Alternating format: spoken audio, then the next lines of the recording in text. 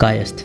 कायस्थ शब्द संस्कृत के दो शब्द काया और अस्त से मिलकर बना है। काया का मतलब है शरीर और अस्त का मतलब होता है अंदर से। कायस्थ समाज का शिक्षा एवं प्रशासन में महत्वपूर्ण योगदान है। इनके बिना भारतीय इतिहास की कल्पना नहीं की जा सकती। तो आइए आज हम जानेंगे कायस्थ कम्युनिटी के दिलचस्प इतिहास को और कायस्थ कम्युनिटी के अनोखे और ओरिजिन के बारे में। वीडियो में आगे बढ़ने से पहले अगर आप चैनल पर नए हैं तो चैनल को सब्सक्राइब कर लीजिए और पास में आ रहे बेल आइकन को प्रेस कर लीजिए ताकि आने वाले हर वीडियो के नोटिफिकेशन आपको मिलते रहें।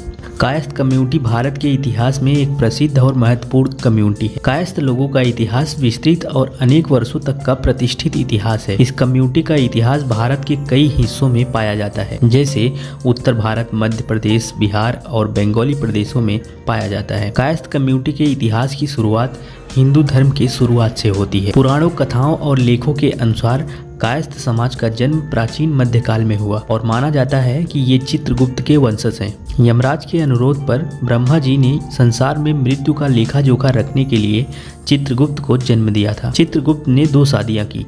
एक पत्नी का नाम इरावती, दूसरी का नाम नंदिनी था। इरावती को 8 और नंदिनी को 4 पुत्र प्राप्त हुए, जिनके नाम थे श्रीवास्तव, सूरज, ध्वज, वाल्मीकि, अस्थाना, माथुर, गौड़, भटनागर, सक्सेना, अम्बस्त, निगम, कर्ण और कुलश्रेष्ठ। और इन्हीं के वंशजों को कायस्थ कहा जाने लगा। इतिहास में पहली बार कायस्थ शब्द का प्रयोग 375 ईस्वी में कुषाण साम्राज्य में किया गया। कुषाण साम्राज्य में भूमि अनुदान प्रथा और कठिन कर प्रणाली का हिसाब रखने के लिए कायस्थ समाज को नियुक्त किया गया। इसके बाद 4th सेंचुरी में गुप्ता साम्राज्य में राज्यों के इंटरनल और एक्सटर्नल मैटर को देखने के लिए कायस्थों को नियुक्त किया गया। 7th सेंचुरी के बाद कायस्थ समाज अलग अलग साम्राज्यों में अलग अलग पदों पर काम करते रहे। उस समय होम मिनिस्ट्री के सलाहकार जैसे पदों पर कायस्थ कम्युनिटी के लोग काम करते थे। और 12th सेंचुरी में कायस्थ समाज का 3 अलग अलग वर्ग मिलता है। पहला वर्ग उत्तर भारत में चित्रगुप्त वंशी कायस्थ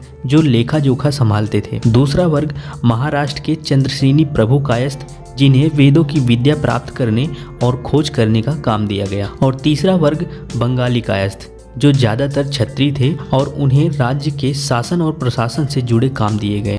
भारत में मुगलों के आने के बाद फारसी भाषा मुगल साम्राज्य की ऑफिशियल भाषा बन गई थी। कायस्थ कम्युनिटी के लोग बहुत ही प्रोग्रेसिव माइंडसेट के लोग थे। उन्होंने बदलते समय के साथ फारसी, उर्दू और अरबी जैसी भाषा सीखी और सिस्टम का हिस्सा बने। फेमस राइटर अबुल फजल के अनुसार बंगाल में ज्यादातर हिंदू जमींदार कायस्थ समाज के लोग थे। कायस्थ समाज के लोगों ने अपने आप को यहीं तक ठीक सीमित नहीं रखा, बल्कि वो देश के अलग अलग हिस्सों में जाके बसे और कायस्थ निजाम के पोस्ट पर यानी अधिकारी के पद पर काम करने लगे। भारत में ब्रिटिश शासन के समय कायस्थ कम्युनिटी न सिर्फ पब्लिक एडमिनिस्ट्रेटिव का काम करते थे बल्कि एग्जीक्यूटिव और सिस्टम में भी शामिल हुए। कायस्थ समाज के लोग कारोबार करने में भी माहिर थे। 1911 तक बंगाल और देश के लगभग 40% में मिल्स और फैक्ट्रीज के मालिक इस समाज के लोग ही थे। अमेरिकन स्कॉलर क्रिस्टन नामेसी के अनुसार 613 ईस्वी में भारत के कुछ राज्यों में कायस्थ कम्युनिटी के लोगों को ब्राह्मण माना जाता था और दूसरे राज्यों में इन्हें क्षत्रिय भी माना जाता था। वक्त के साथ कायस्थ समाज आगे बढ़ा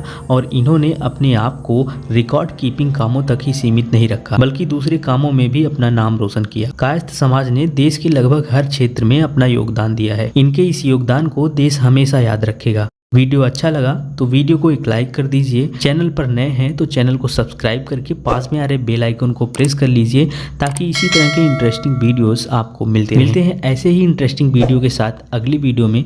तब तक के लिए जय हिंद, जय भारत, वंदे मातरम।